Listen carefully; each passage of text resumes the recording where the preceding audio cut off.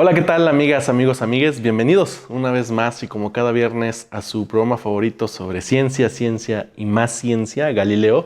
Yo soy Manuel González Vargas y estamos aquí en Estudio B en este escenario nuevo, provisional, al que nos movimos en esta ocasión, en estos últimos dos programas, pero siempre con la misma intención de platicar con ustedes sobre temas muy interesantes de ciencia. Y hoy continuamos con la conversación que abrimos la semana pasada. Recuerden que estuvimos platicando con un grupo de científicos, tanto mexicanos como internacionales, sobre el tema del desarrollo de imágenes inéditas al interior del volcán Popocatépetl. Y hoy volvemos a insistir en ese tema. Vamos a desentrañar un poco los detalles de esta investigación y además las aplicaciones que tienen estos nuevos descubrimientos que hicieron y cómo va a ayudar también a la protección civil para enfrentar las futuras consecuencias que podría tener el volcán aquí en Ciudad de México, en Puebla y en otras urbes cercanas. Así que, bienvenidos.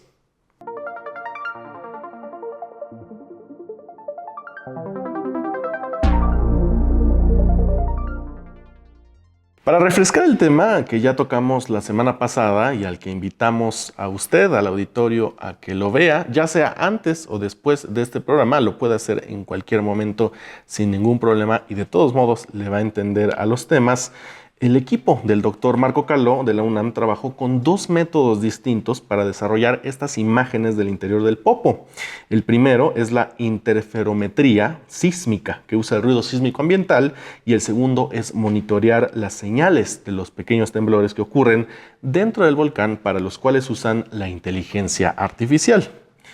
La información recabada en conjunto servirá para mejorar los modelos que explican cómo funciona Don Goyo y para apoyar también a las autoridades en la toma de las decisiones más convenientes y también a los gobiernos para salvaguardar a la población en general. Precisamente sobre esas posibles aplicaciones de este tipo de proyectos que se trabajan aquí en México, vamos a escuchar qué nos dijeron los expertos. Les recuerdo, el doctor Caló y la investigadora Karina Bernal de Vulcanología y la investigadora Leonarda Esquivel de Sismología, todos ellos del Instituto de Geofísica de la UNAM, nos hablan de la colaboración con el Centro Nacional de Prevención de Desastres, el CENAPRED, y la importancia que es estudiar a un volcán, como le decía, tan cercano a urbes grandes como la Ciudad de México, como Puebla, y la importancia de tener más y mejor información para tomar las decisiones más correctas de protección civil. Vamos entonces a escuchar esta primera parte. Pues sí, por supuesto. O sea, yo creo que en el caso de los tres, eh, y pues hasta me atrevería a decir de cualquier estudio que se hace, pensando particularmente en el Popocatépetl, ¿no? Pues justamente el objetivo realmente es que esto que nosotros estamos haciendo, pueda aportar para disminuir el riesgo al que están expuestas todas estas millones y millones de personas que bien mencionas, pues pueden experimentar o verse afectadas por algún tipo de evento importante, ¿no? Que ocurre en el Popocatépetl. Entonces, pues sí, por supuesto que lo que nosotros estamos haciendo está orientado hacia eso, hacia que eh, la información que nosotros demos le pueda ayudar a las autoridades, a protección civil y demás a desarrollar mejores planes de acción, por ejemplo. Eh, pero, pues bueno, particularmente, por ejemplo, con estos catálogos de inteligencia artificial que se hacen automáticos, pues sin duda el objetivo es que al final, bueno, lo que nosotros nos estamos dando cuenta es que estas metodologías son realmente muy eficientes, ¿no? O sea, nosotros estamos realmente viendo en los resultados que obtenemos las mismas tendencias que están reportadas por los analistas de CENAPRED de forma manual. Entonces, al final, pues sería muy interesante y esperamos, seguimos en colaboración con CENAPRED para que pues ellos puedan dentro de sus rutinas incluir metodologías como estas que les puedan ayudar a hacer más fácil su labor de monitoreo de todos los días, ¿no? Por ejemplo.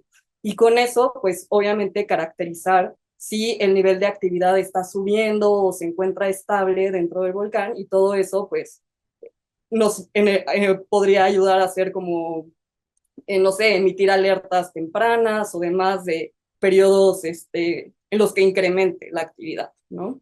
Eso, por lo que a mí me toca ahorita. Si quiere Leo complementar, pues adelante. Eh, creo yo que además, digo, hablando en particular del modelo de velocidades, este modelo, como ha mencionado Karina, ¿no? Seguimos colaborando con Senapred. Eh, digamos que uno de los objetivos o a una de las ideas que se tenía es justamente compartir el modelo para que ellos lo puedan utilizar para localizar la sismicidad del volcán, como dice Karina, ¿no? O sea, ella tiene el método automático, pero aún así, aunque se tenga un modelo, digo, un método automático, se necesita para poderla realizar la localización manual de los sismos o de estas señales, utilizan un modelo de velocidades. Y digamos, mucha de la incertidumbre en la localización de estos eventos sísmicos, pues está muy relacionado con el modelo de velocidades que se utilice, ¿no? Entonces, digamos, no va a ser, no es lo mismo que si localizas un sismo a una profundidad de, no lo sé, 2 kilómetros sobre el nivel del mar, es decir, sobre el edificio, digamos, dentro de un conducto, a que si lo localizas esos mismos 2 kilómetros, pero ahora bajo el nivel del mar, ¿no? Entonces, digamos, como la interpretación física de eso es diferente, ¿no? Dependiendo de dónde está localizado, principalmente en la profundidad, que es donde se tiene mayor incertidumbre en la localización. Digamos, hablando de latitud y longitud, no tenemos tanta incertidumbre como a profundidad puede existir y que es muy importante en el caso de un volcán. Y, y si me permiten complementar justamente, ¿no? Muchas gracias primero por ese tipo de pregunta, porque muchas veces a los investigadores se les pregunta, y dice, ¿para qué sirve su trabajo, no? Bueno, seguimos con la comparación con el doctor y el cuerpo humano, ¿no? Si uno va al doctor y le pregunta, dices, me duele la panza, ¿no?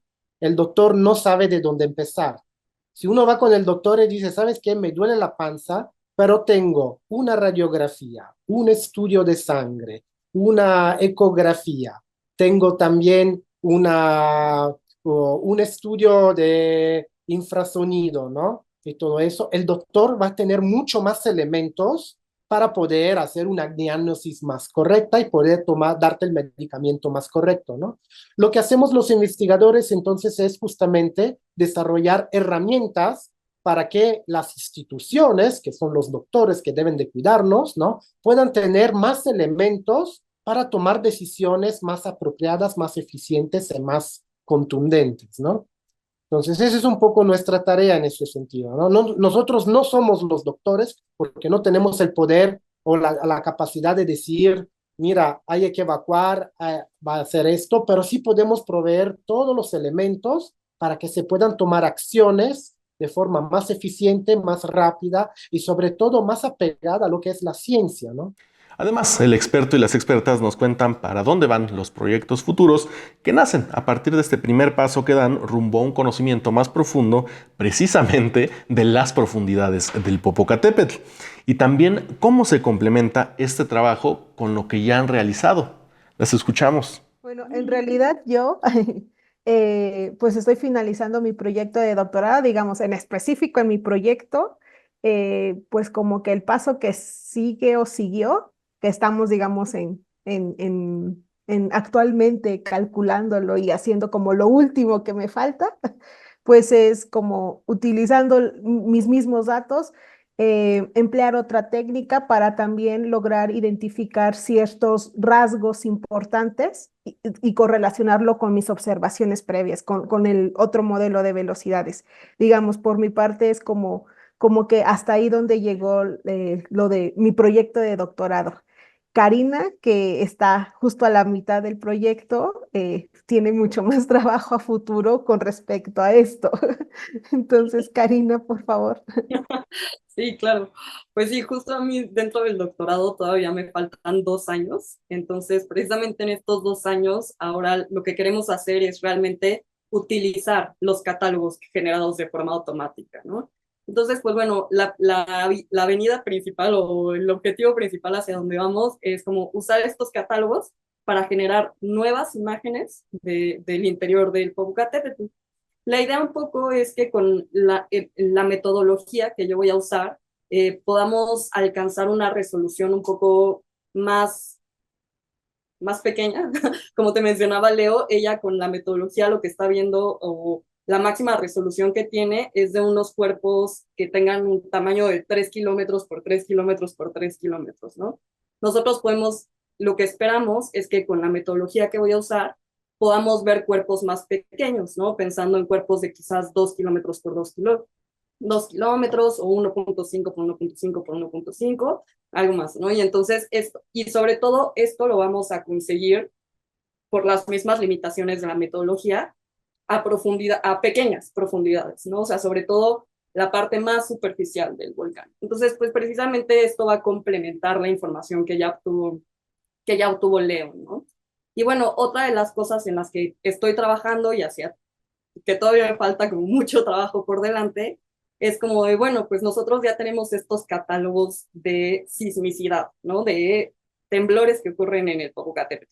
Pero pues como bien decía Marco, obviamente nosotros como científicos y en general toda la comunidad científica de aquí de México que estudia el Popo, pues mide distintos parámetros, ¿no? O sea, por ejemplo, se puede medir qué tanto gas está saliendo del volcán, qué tipo de gas está saliendo, si el volcán, por ejemplo, tiene se está deformando y cómo se está deformando, si hay, por ejemplo, anomalías térmicas, otra vez hablando la palabra de anomalías, o sea, si la temperatura, por ejemplo, en el cráter, hay periodos en los que la temperatura incrementa y eso está asociado, por ejemplo, con la salida de gases o la salida de lava y demás.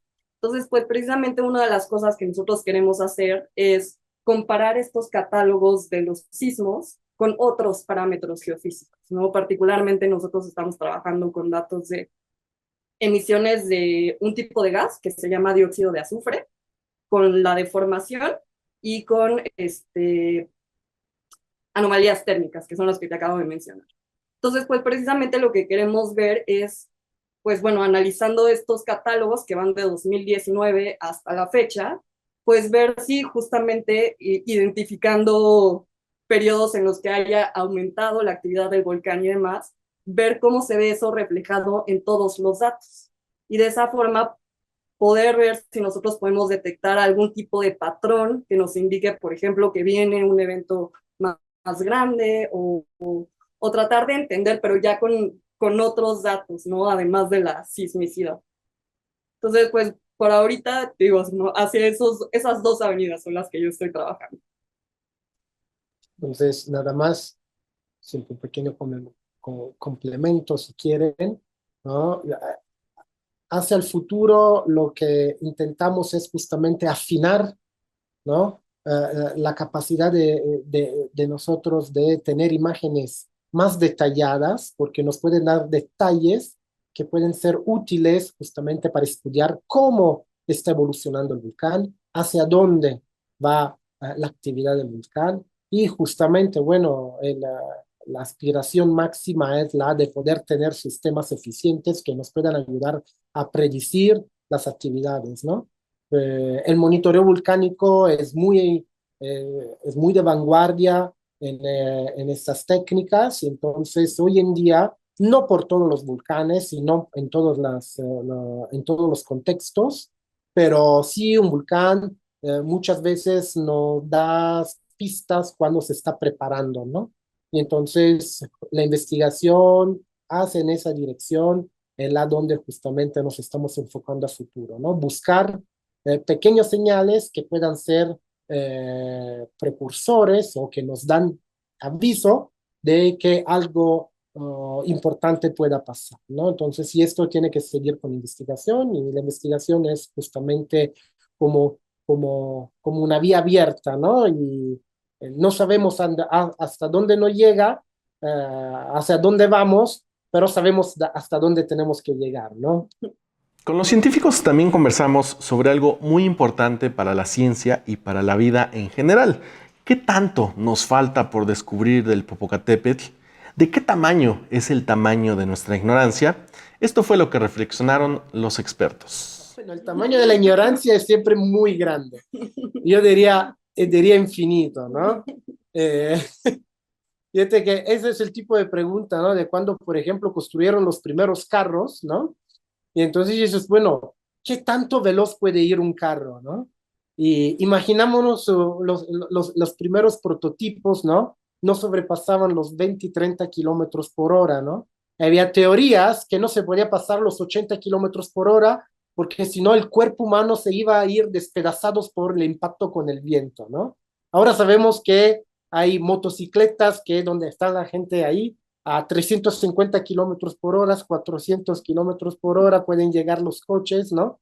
Y no pasa nada. Entonces, el nivel de, eso nada más para decirle que el nivel de ignorancia que tenemos aún es muy grande, pero todavía el nivel de conocimiento que tenemos atrás nos permite justamente poder decir algunas cosas y no sabemos hacia dónde se va en el futuro, ¿no? Entonces, hace 30 años no se conocía que era el bosón de Gibbs, ¿no? Entonces, y todos pensaban que era la partícula de Dios porque nadie la encontraba, ¿no? Ahora se pudo encontrar, ¿no? Tuvieron que pasar muchos años, ¿no? Y lo mismo va en nuestras disciplinas, ¿no? Entonces, pensamos de poder conocer mucho de un volcán, pero en la realidad pensamos que hay que tener este nivel de humildad en reconocer que aún nos falta mucho por conocer. Por último, Marco, Karina y Leo nos realizan una conclusión sobre la importancia de la cooperación y de la ayuda en la comunidad científica, y no solo entre científicos y expertos mexicanos o entre hispanohablantes, sino también con la comunidad científica internacional, con personas de otros países y que tienen otros idiomas y costumbres, al otro lado del mundo, por ejemplo. Ellos reflexionan también sobre cómo esa cooperación puede ser la clave para descubrir nuevos enfoques, nuevos ángulos de lo que conocemos, de lo que desconocemos y de lo que estamos por descubrir. Esto fue lo que dijeron.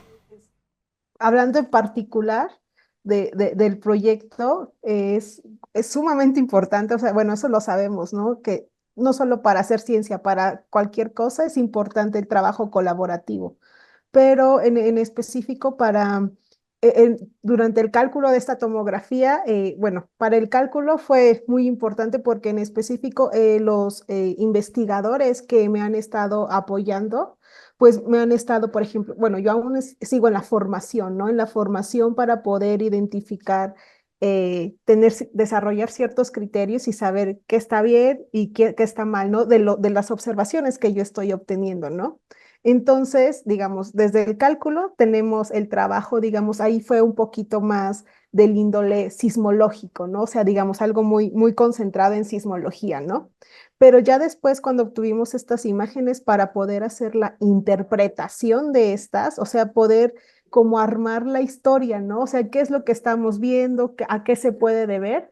Pues entonces ya viene un trabajo colaborativo interdisciplinario, ¿no? O sea, ya son lo hablamos más, por ejemplo, con geólogos y con bueno, sí, geólogos en específico, ¿no? Para que nos puedan interpretar y, por ejemplo, en este caso, Marco, vulcanólogo, digamos, mi formación es más sismológica, ¿no? Pero haciendo este trabajo multidisciplinario es más fácil, un poco más fácil o poder dialogar, discutir ciertos puntos de vista, ¿no? Tal vez alguien lo esté interpretando de una manera, pero la otra persona dice, no, oye, es que aquí puede estar otra cosa diferente, ¿no? Entonces, esta confrontación de puntos de vista es muy importante para poder establecer muy bien una interpretación, ¿no? Que en el caso del volcán, pues es de suma importancia y no solamente en este ámbito. Entonces, creo que para mí es muy, muy, muy importante, no solo en el cálculo desde el punto de vista de sismología, sino en la interpretación.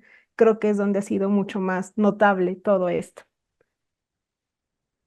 Claro, por ejemplo, para mí creo que también vale muchísimo la pena destacar pues la colaboración que hemos recibido con Senapred, por ejemplo, ellos compartiendo sus datos con nosotros. En mi caso personal también su experiencia de ya muchos años de saber identificar entre los distintos tipos de sismos que ocurren en el Popo, pues justamente ellos realmente, pues, en particular la maestra Gema Caballero, que es la jefa del Departamento de Riesgos Volcánicos de allá del Senapred, ella fue la que a mí me enseñó a hacer este trabajo de distinguir las distintas señales, ¿no? Obviamente, pues con Marco y con Leo, que he trabajado pues ya 4 años, Sí. y demás, ¿no? Pero justamente, como comentaban, o sea, realmente creo que los proyectos científicos involucran tantas partes que al final unidas generan el producto final, que pues sin duda sin el trabajo en equipo no podrían llevarse a cabo, ¿no? Incluso también, por ejemplo, tenemos nosotros datos de estaciones del Servicio Sismológico Nacional, por ejemplo, ahora que te comentaba que yo estoy trabajando ya con datos de otros tipos de parámetros, pues obviamente las distintas dependencias de aquí del Instituto de Geofísica y otros trabajos, otros equipos de trabajo que pues han compartido los datos con nosotros, ¿no? Y que también, pues más aún como estudiantes, que pues nos han enseñado a hacer las cosas, ¿no? Entonces, sin duda creo que pues el trabajo en equipo es esencial dentro de la ciencia, que es ahorita de lo que estamos platicando, y pues también para no dejarlo justamente como decías, como un trabajo científico abstracto que pues no impacta realmente a la sociedad de ninguna forma, ¿no? Sino que precisamente ahora lo que nos toca es llevar este trabajo precisamente con nuestros colaboradores y demás, con Senapred, con las instancias que son a los que les concierne, para que precisamente no se quede como algo puramente abstracto y pueda ser útil para los trabajos que se hacen de monitoreo del poco, ¿no? Con este cierre un poco más reflexivo sobre la tarea de los investigadores y la investigación misma, cerramos esta segunda y última parte de la conversación. Le agradecemos al doctor Marco Caló, a Karina Bernal y a Leonardo Esquivel por haber platicado con nosotros, y le agradecemos sobre todo a usted por sintonizar una vez más y como cada viernes que se estrena Galileo. Estamos llegando a los 50 programas aquí en Galileo en Estudio B, y le agradecemos muchísimo que nos acompañen semana a semana o que hayan descubierto el programa hace 2 meses o hace un mes o esta sea la primera vez que lo está viendo. Le agradecemos de cualquier forma que esté aquí con nosotros. Hoy no me quiero ir sin mandarle un saludo a Pancho Laro por su superchat en el programa antepasado, y también a Sergio Guzmán, Gatito Gris, Lourdes Bueno, Edson, Hilda, Mari, Vivianes, Antonia, Rocío y a todos en general que se toman la molestia de comentar, de ver el programa y de compartirlo con sus personas queridas o a quien le podría interesar este tipo de programa. De verdad, muchísimas gracias. Gracias por sus likes también, por sus suscripciones en Estudio B y por estar atentos a los programas. Recuerde que estrenamos un episodio cada viernes a las 4 de la tarde, tiempo del Centro de México, sin falta aquí en Galileo. Así que hoy por hoy nos despedimos. Yo soy Manuel González Vargas y esto es, y va a seguir siendo, Galileo.